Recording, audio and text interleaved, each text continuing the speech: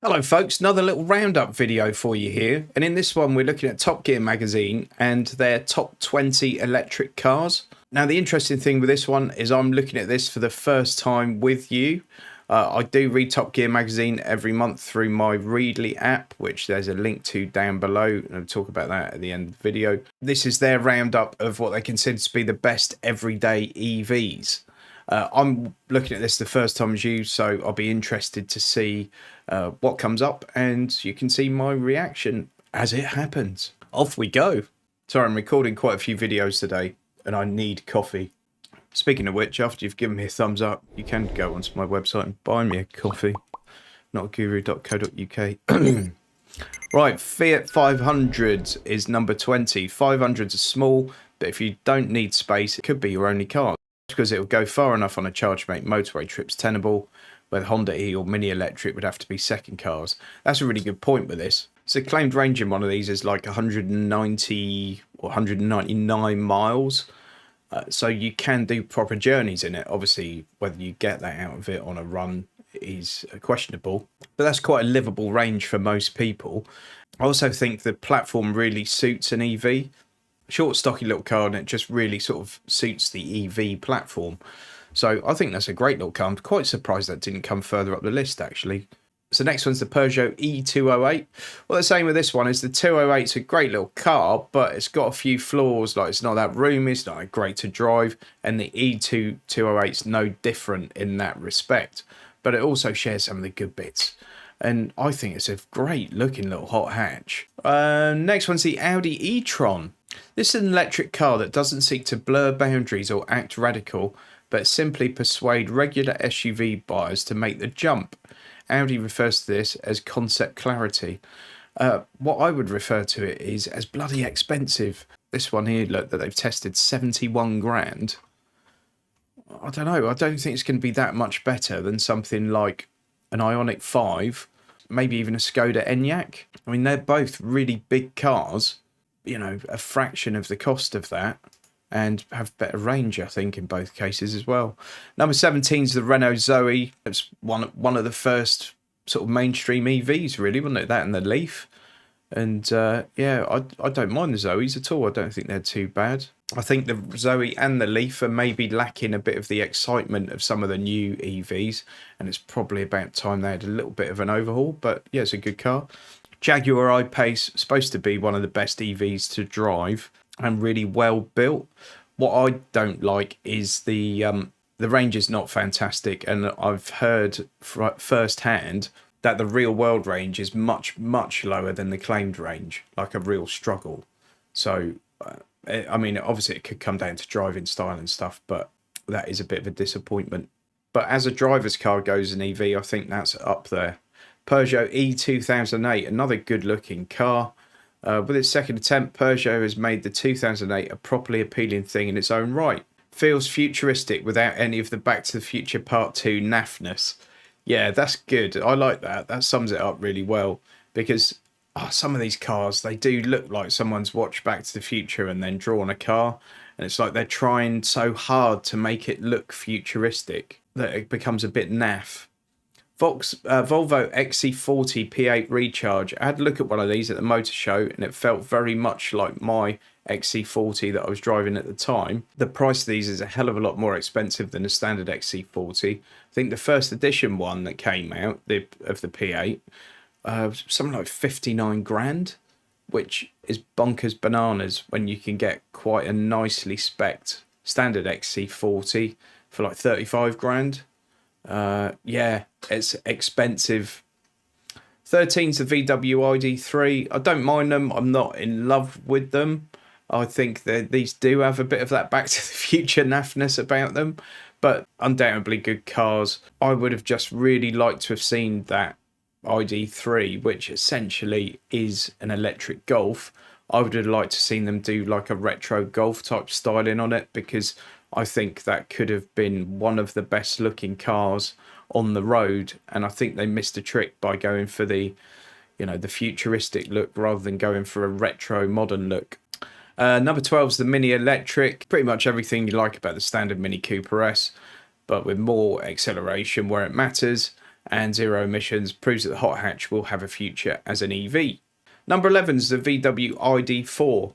I didn't particularly like these on paper, and I spent a bit of time with one at the motor show in the summer. I much preferred it in the flesh or in the metal or plastic, whatever, than I did on paper.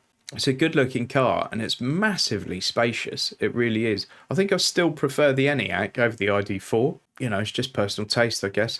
Tesla Model S, number 10. There's no denying that the Model S is a mighty impressive achievement, and from a company whose only previous credit was it's a lease-based roadster. That's the thing about the Model S. People seem to have slightly forgotten about it now, apart from obviously the new one with the plaid, with the 0 to 60 in 2 seconds.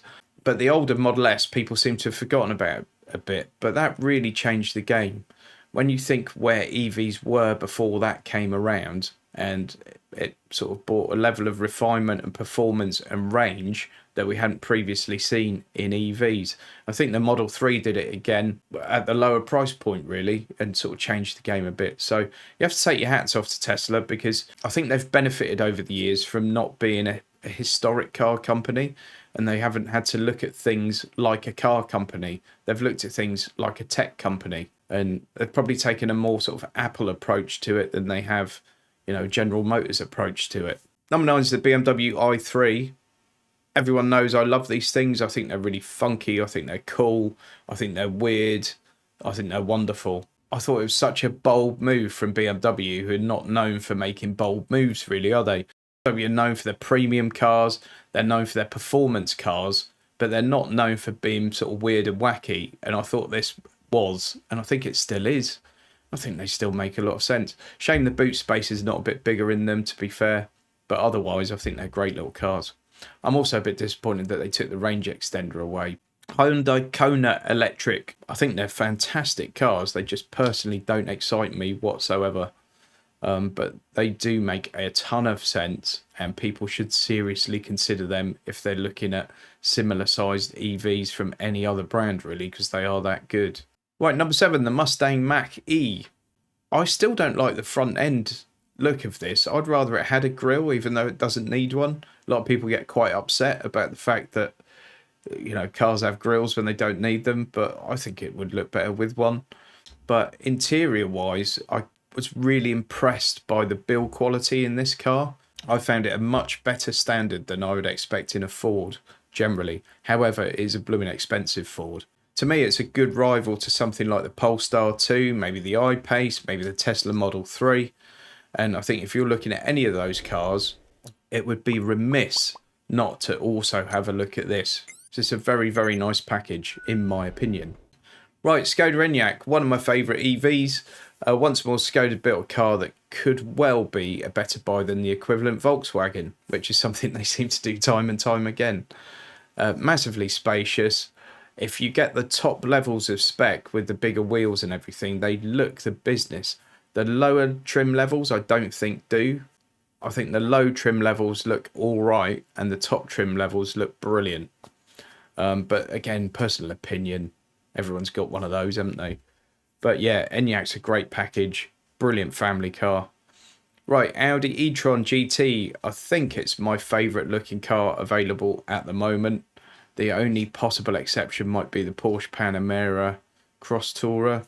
But I love the look of this car. A friend of mine's actually got one on order, so I'm going to try and borrow that from him if he'll let me at some point.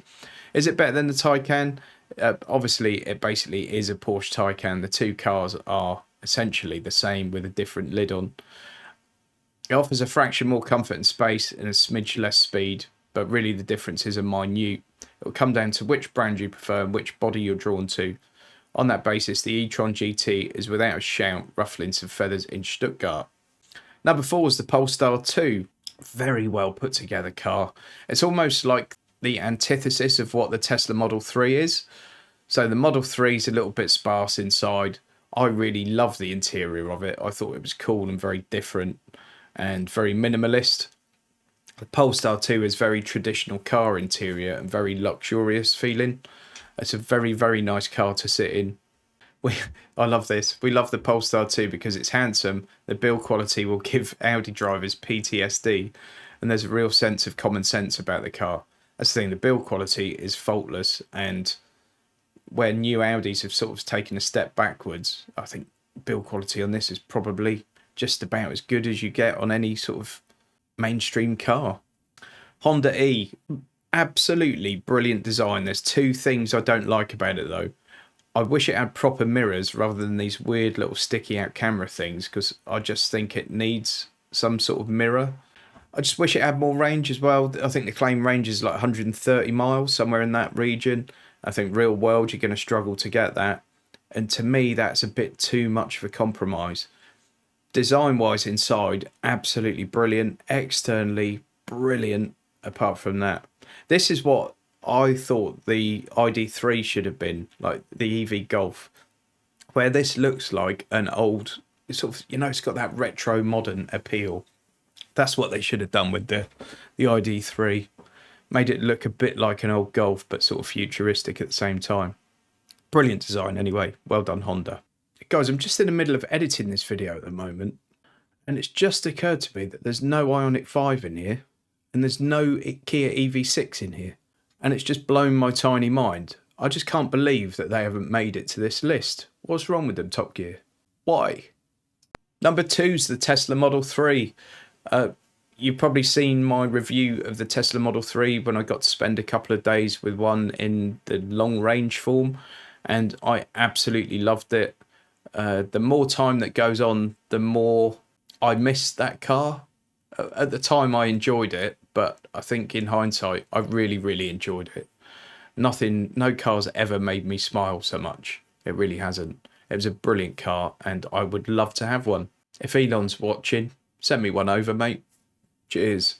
And this sums it up to me. While not without flaws, and it does have some flaws, it's quite simply one of the most interesting and compelling cars in the world right now.